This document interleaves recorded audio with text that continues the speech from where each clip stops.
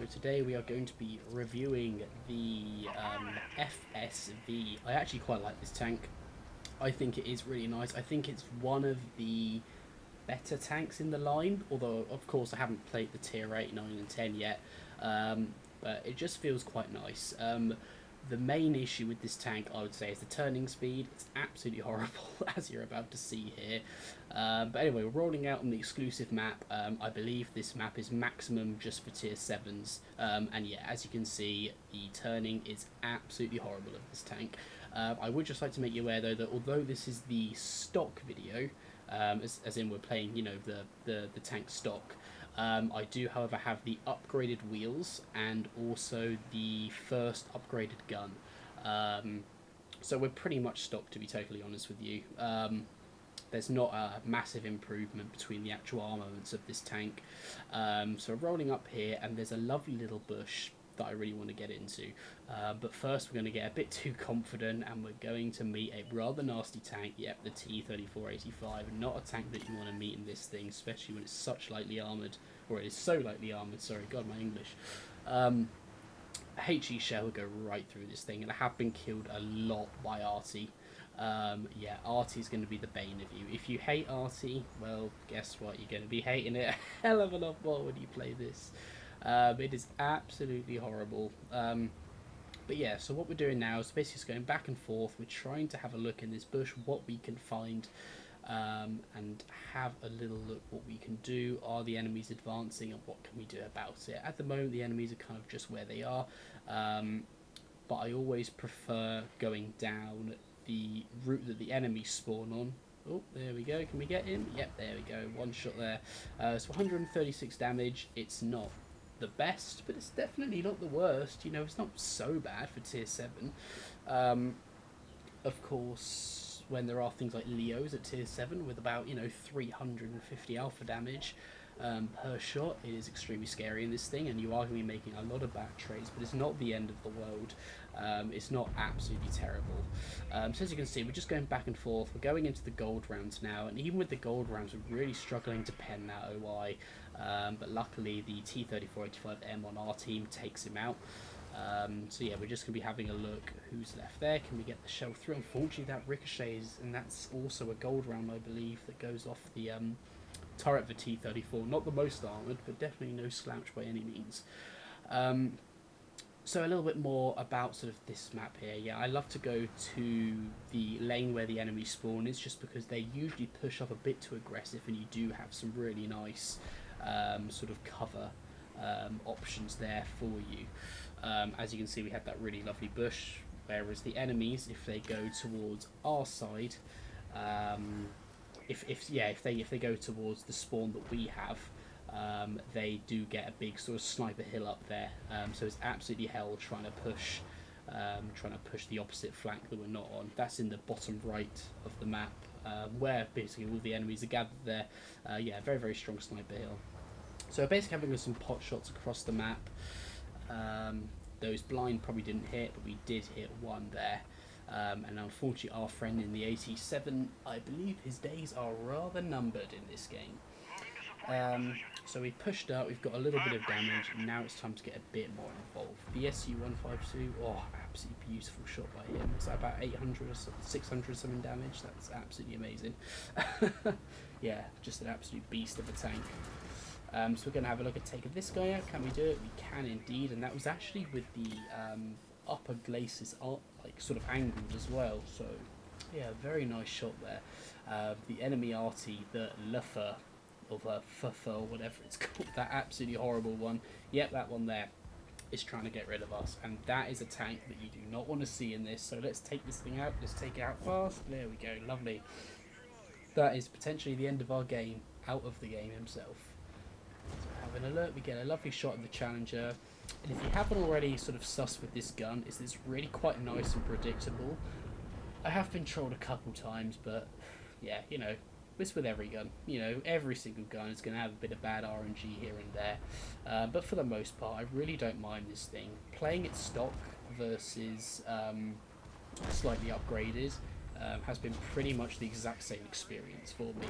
And when I say it's a decent tank, oh, look at this here, look at this here. Absolutely brilliant. Oh, as you can see, yeah, I felt a little bit of a rush from that. I was like, oh my god, did I get him? But yeah, we managed to blind fire the arty out there. And yeah, we're just sort of pushing up now. But as I was saying, when the tank isn't too different to play from slightly upgraded from stock, and it's still a nice tank with a decent, reliable sort of gun, not a good gun, just a reliable one. For example, I know if I fully aim at a weak point and I shoot, it's going to go there 90% of the time. You take other tanks, for example, the Leo, a little bit of a trolley gun at times. You don't always know if that's going to hit, but boy, when it does it hurt? But yeah, it's just a nice and reliable tank, and I do really like this thing.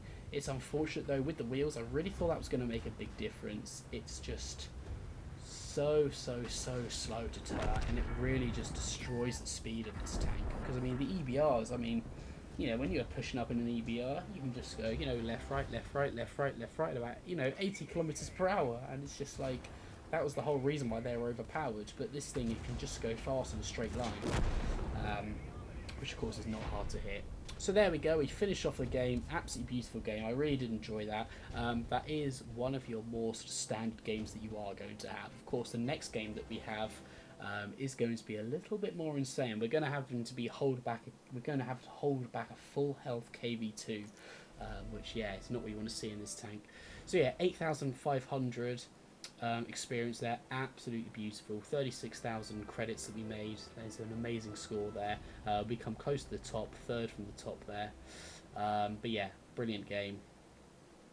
And then we did obviously fire a little bit of premium.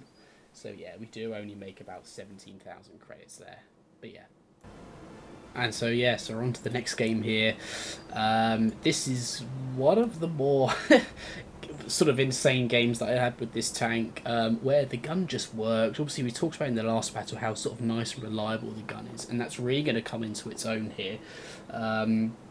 Yeah, it's just an absolutely lovely battle, but we're also going to have to hold off, as we sort of said, KB2, which is not what you want to see in this tank, but we're going to have to make with what we get.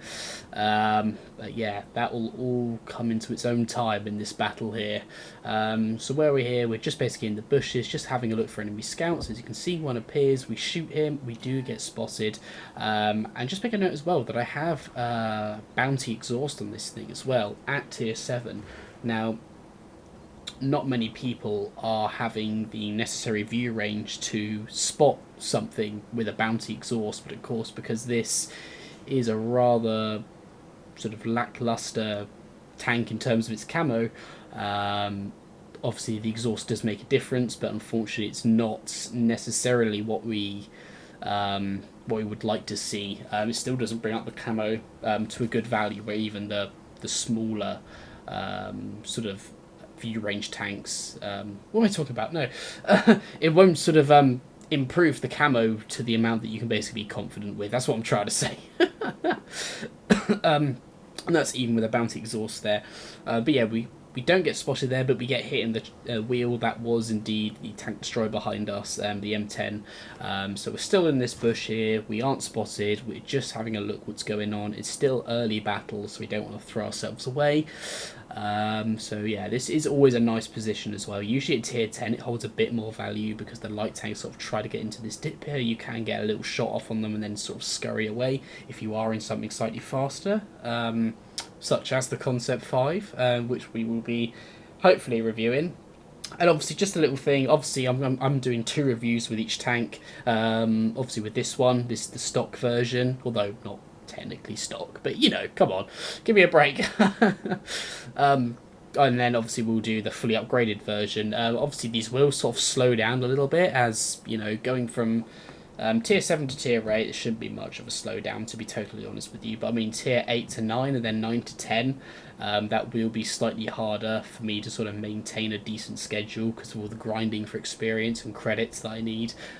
So please do just bear with me there. Unfortunately, I don't have a obviously I am still quite small. We have 22 subscribers at the moment, which by the way, thank you very much. And if you are enjoying the content, please do sort of subscribe, leave a like, leave a comment, all of that sort of stuff. How it all goes now.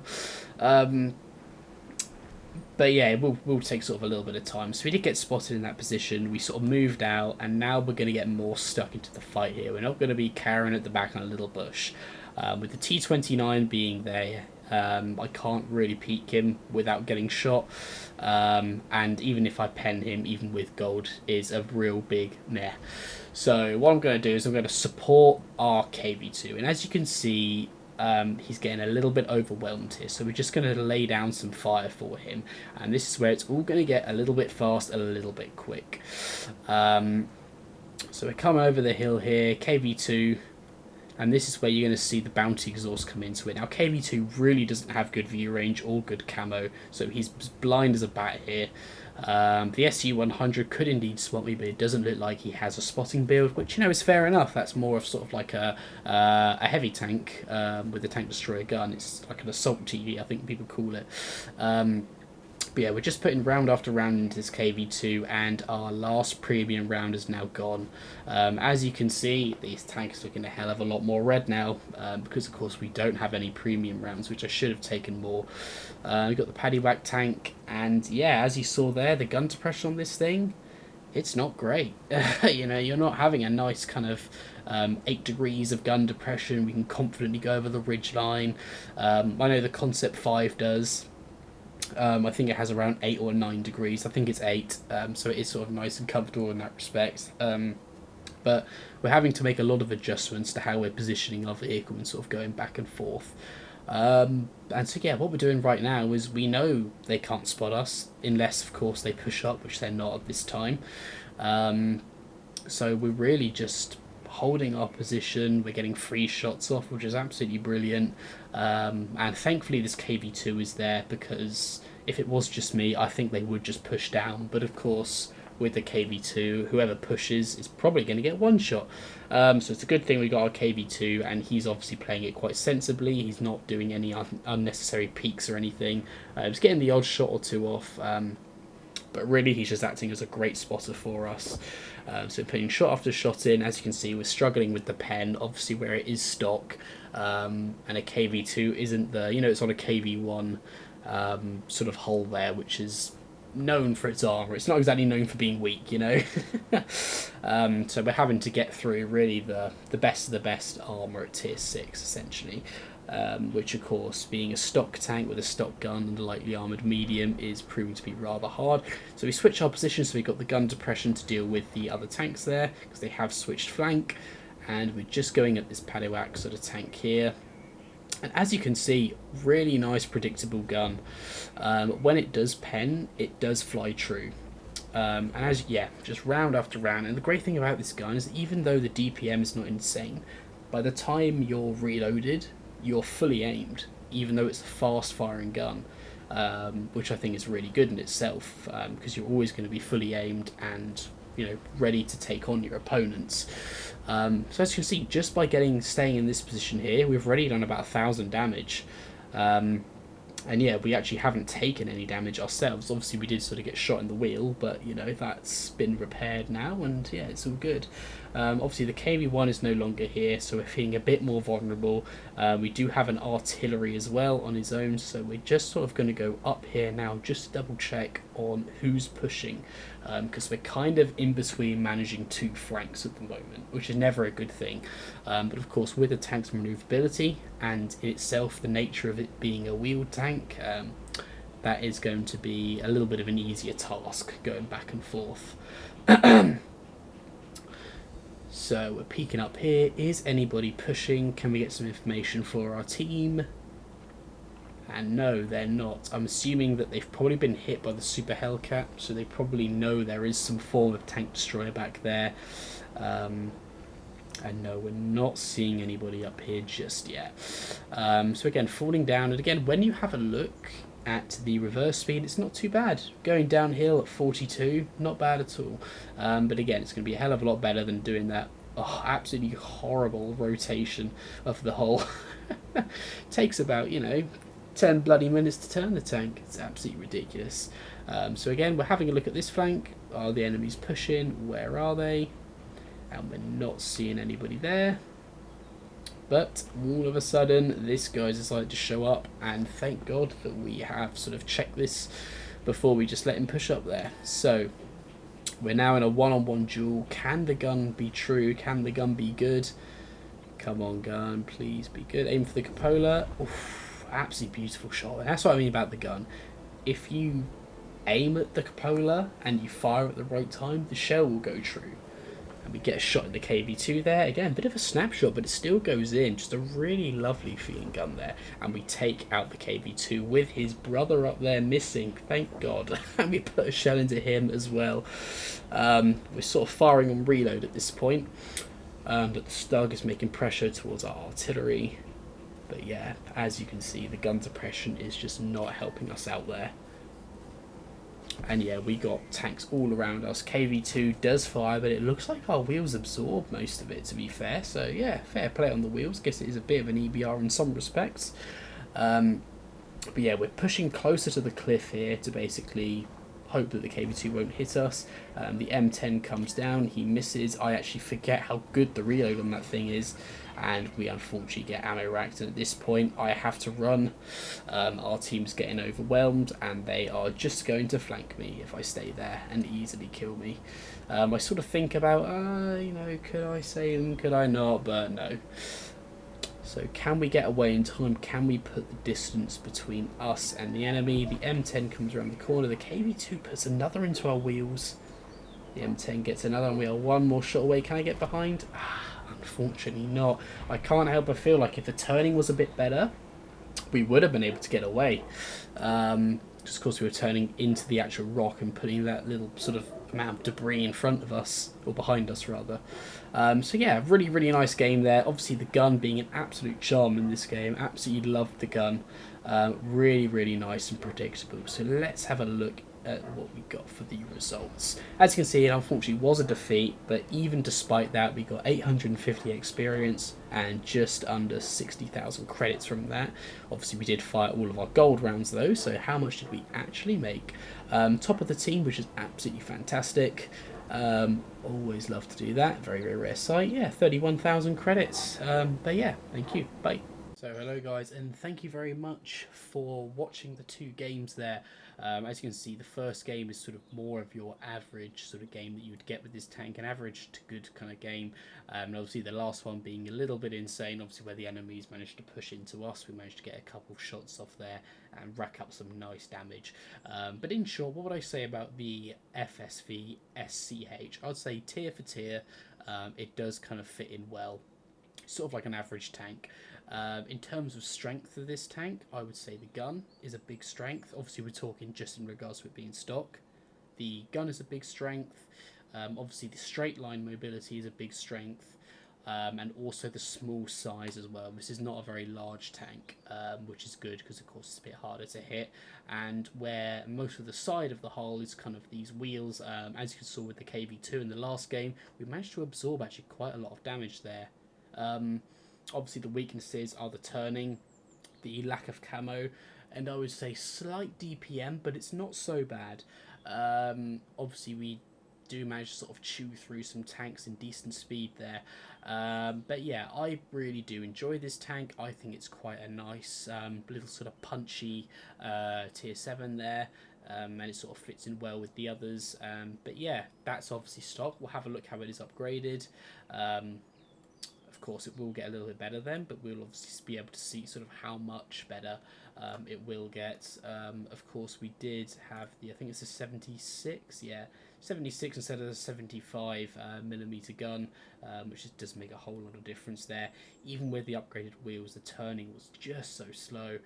And of course once we get the turret and the gun, we'll be able to make the fully upgraded video, and then we'll be able to try and move on to the Saladin. Obviously guys, as we do move up, obviously up the tiers, we'll get a bit slower, my videos, but I assure you I am still hard at work making them, trying to get the best games for you guys.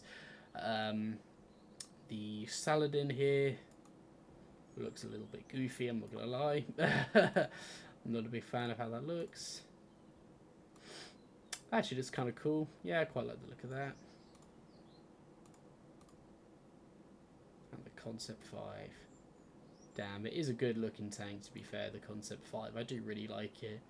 It's just, if only they'd put like a really meaty gun, so like bad DPM, but let's say they put a 500 alpha damage gun on it, and they make the turning better. Let's say they made the accuracy a bit worse as well. 500 alpha damage gun, the turning's a little better. I think this would be, just an average kind of, tank where it's sort of in its own little world where it has sort of the mobility, but also the sneakiness to kind of go up to someone, go bang, put that big sort of 500 550 alpha damage shell into them, then quickly scurry away. It kind of falls into its own, but it's not overpowered. It has no armor. Obviously it doesn't sort of absorb that much damage through the actual wheels, but I mean, yeah, obviously, we'll speculate when we get to it. We haven't played it yet, so I'm just talking mumbo jumbo. Anyway, thank you so much for watching, guys. Really do appreciate it. Please leave a like and subscribe. And yeah, I will catch you next time with this bad boy fully blinged out. See ya.